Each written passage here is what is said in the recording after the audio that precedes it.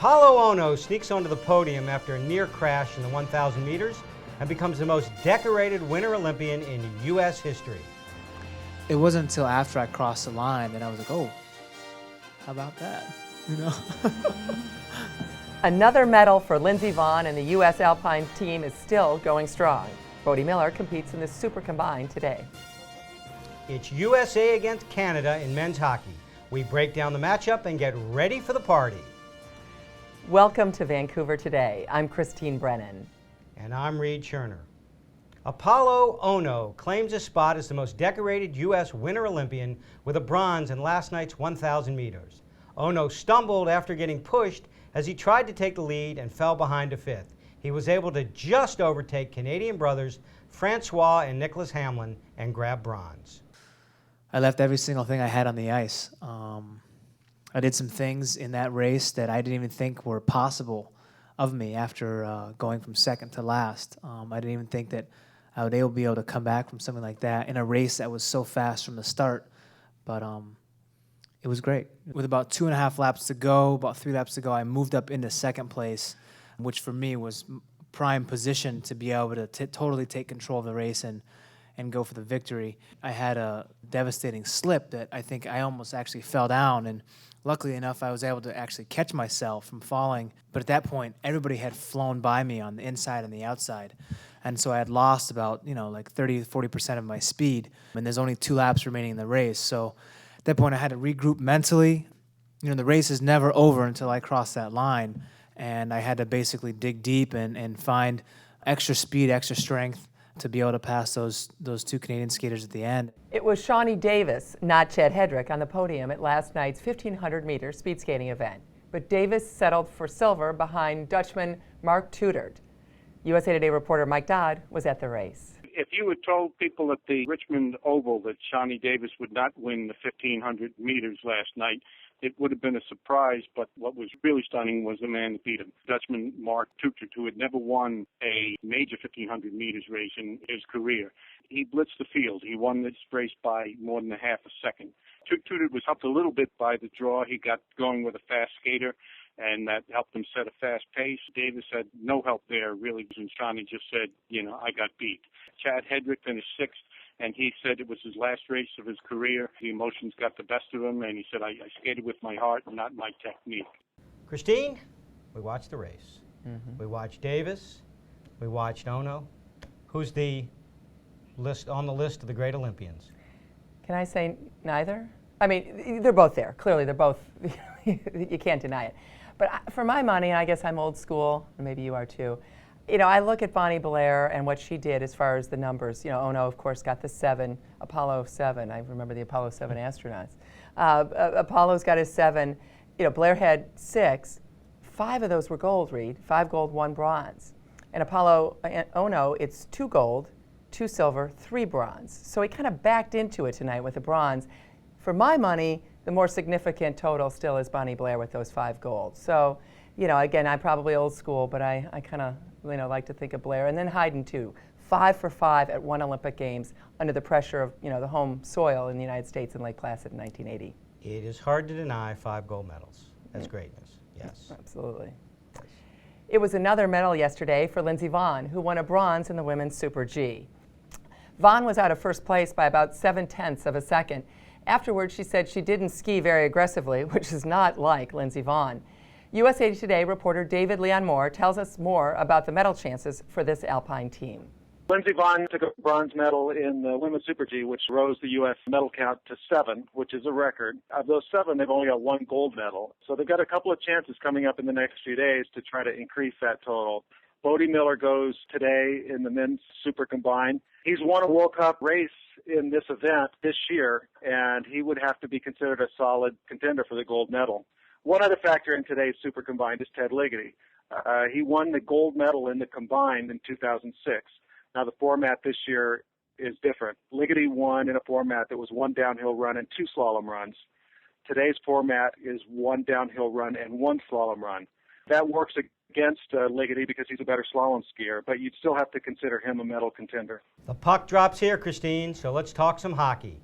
Some tickets are going for as much as $2,000 for the U.S.-Canada game tonight.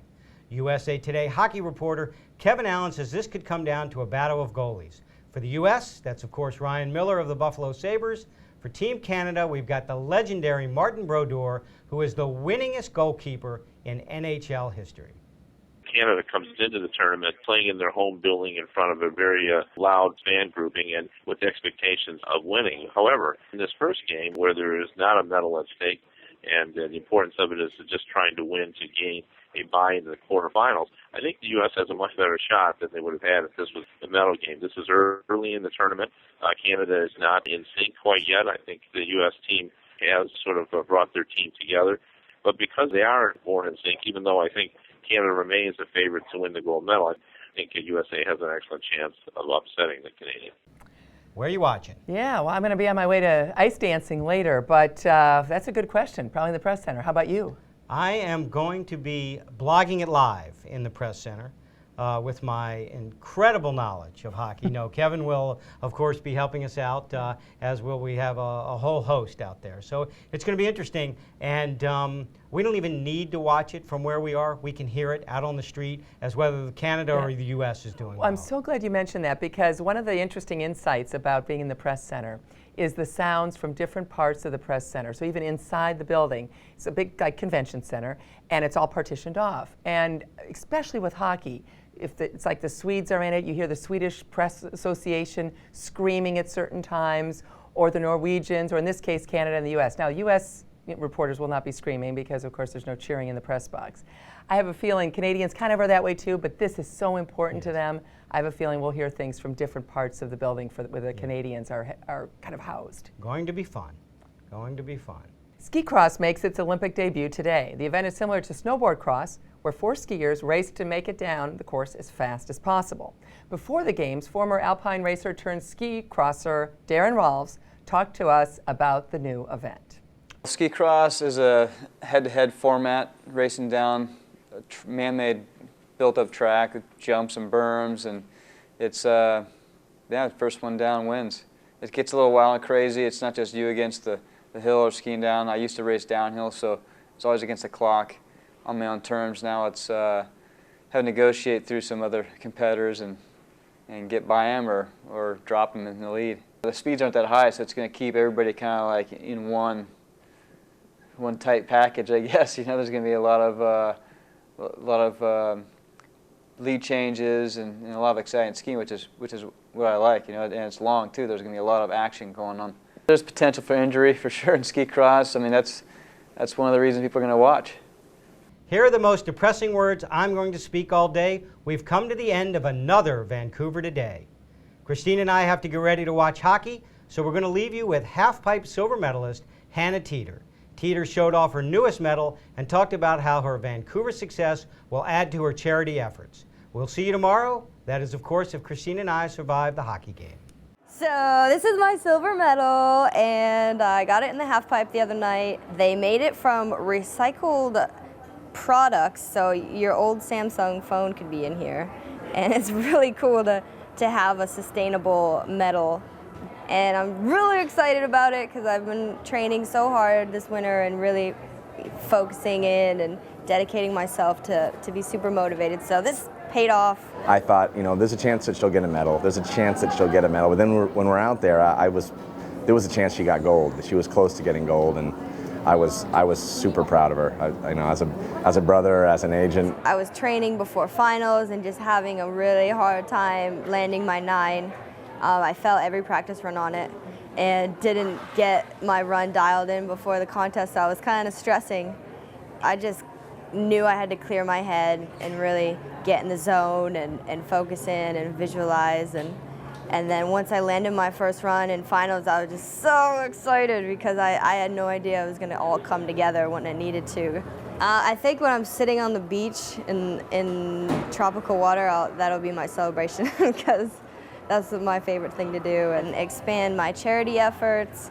We have a new underwear line called Sweet Cheeks Panties to raise money for different causes, and this month we're raising money for Haiti. From a young age, I just knew I would want to help out in the world however I could. When I got older and had the chances to do that, the last Olympics was a huge platform to start something, and that's why I started Hannah's Gold, sponsoring a town in Kenya of 70,000. Just because I knew it could make a huge difference. I also work with a lot of other smaller organizations like Smile Train and Boarding for Breast Cancer. I just feel really blessed, and everything lined up to make these kind of things happen for me, and just super grateful to be given that chance.